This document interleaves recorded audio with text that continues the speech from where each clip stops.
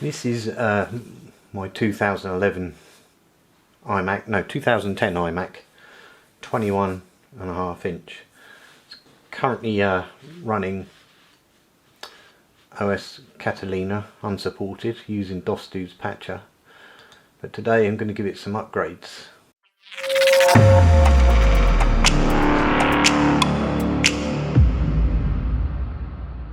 Currently has a Core i3 540M, which is a dual core processor with 4 threads and 4 MB of cache. I'm going to upgrade that with this, which is an i7 860S, a 4 core 8 threaded processor which runs at 2.5 GHz and boosts to, I believe it boosts to 3.4 GHz, so that should make a big upgrade. Now with these 21.5 inch iMacs you can upgrade the processor to one with a thermal design power of 83 watts. If it was the 27 inch you could put higher 95 watt processors in, and you can put into that one an i7 870, I believe, full one, not an S. The S one denotes lower power usage, so it's ideal for this one. I'm going to put a 240 GB SSD in, and we're going to max the RAM out to 16 GB, which is the maximum this can take. Now I'm going to remove the super drive and leave the 500 GB standard drive in there because it's got the thermal sensor in there, and use that as a secondary storage. Nobody uses optical drives anymore anyway. Anyway, let's take it apart and get on with it.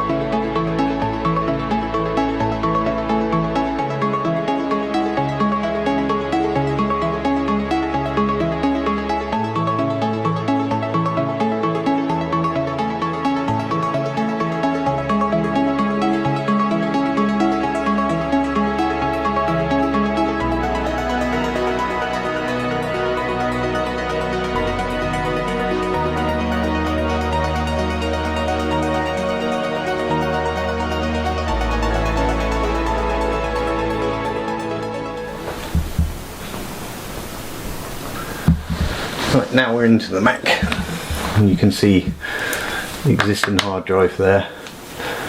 Well, this is your super drive, so we're going to remove the super drive and then disconnect all the cables for the logic board, remove this fan, and then unscrew and remove the logic board. And some people remove the power supply, but I'm pretty sure that you can get away with removing the logic board without doing that. So let's remove the super drive and the hard drive.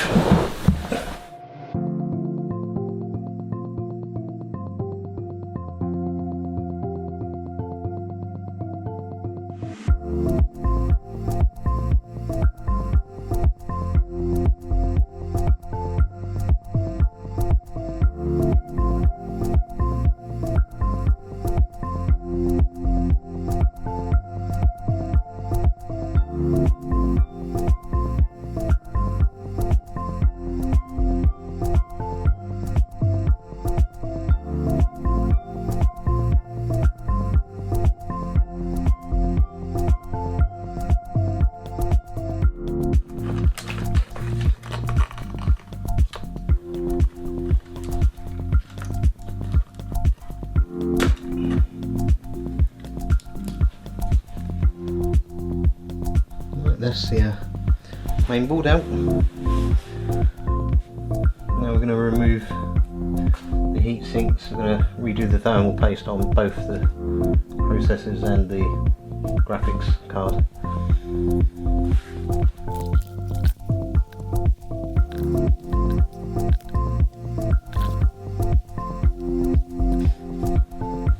Because I don't have new thermal pads, I've just put little dollops of thermal paste on there just to help bridge the gap between the thermal pads so they transfer thermally still.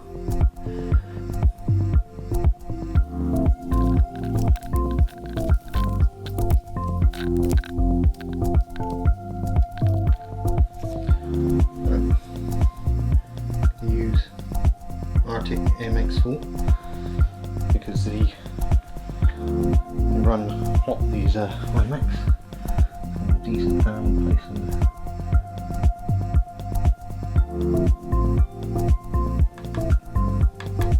Decent amount on there.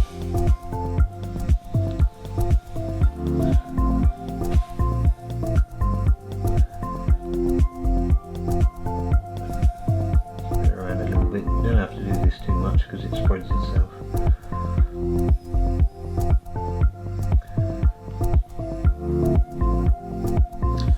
Right, before I reassemble it, that's all the CPU and heatsink, graphics card, thermal paste replaced and put back together. Now to put the SSD in and keep the hard drive, I wanted to keep the original hard drive in there because it's got the temperature sensor on, and otherwise the fans ramp up. You can control them with various Mac control programs, fan control programs, but I wanted it to be normal. So you need a SATA power splitter and a SATA cable to put the SSD in, because the super drive uses one of these mini SATA cables and power cables in one.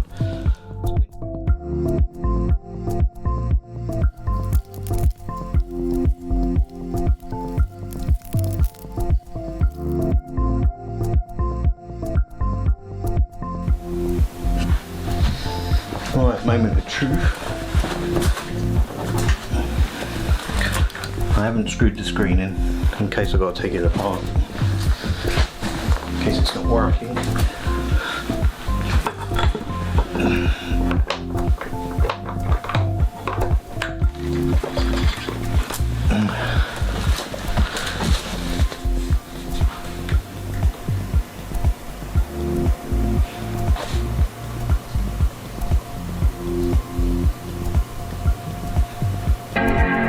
We have a chime.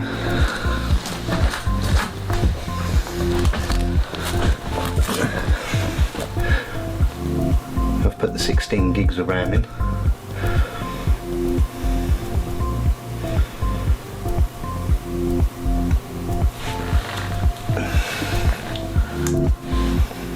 Oh, that's looking good.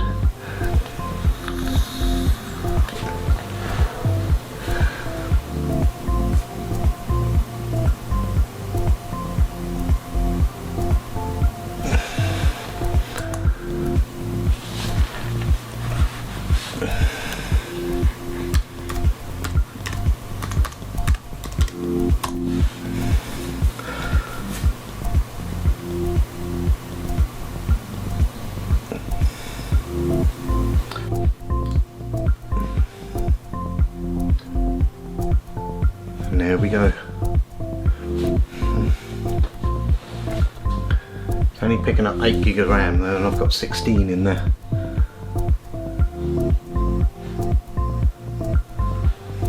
Right, let's shut it down and see if we can sort that out. Right, sorted the RAM problem out. It's the logic board wasn't lined up properly, so I had to take it out, realign it, and now we have the full 16 gigabyte of RAM. That was hard work. Been a few hours. Overall, what a difference! It's like a different computer. It's really snappy and quick. Everything loads up rather quick. I'm trying to use this mouse on a towel, so let's load something up. iMovie. See how quick that loads up. Sorry about the light reflection. As you can see, that's loaded up rather quick. So now I've got to clean the screen down, screw the screen in properly, and then yeah, that's it, done. Would I recommend it? Yeah, it's made a hell of a difference, but it's hard work, so it's not as easy to work on as PCs, obviously. But yeah, now that's my 2010 iMac upgraded to SSD, 16 gigabytes of RAM, and an Intel i7 processor. If you like the video, give it a thumbs up, subscribe. I'm going to be doing plenty more upgrade videos, repair videos on computers. So I'll see you on the next one.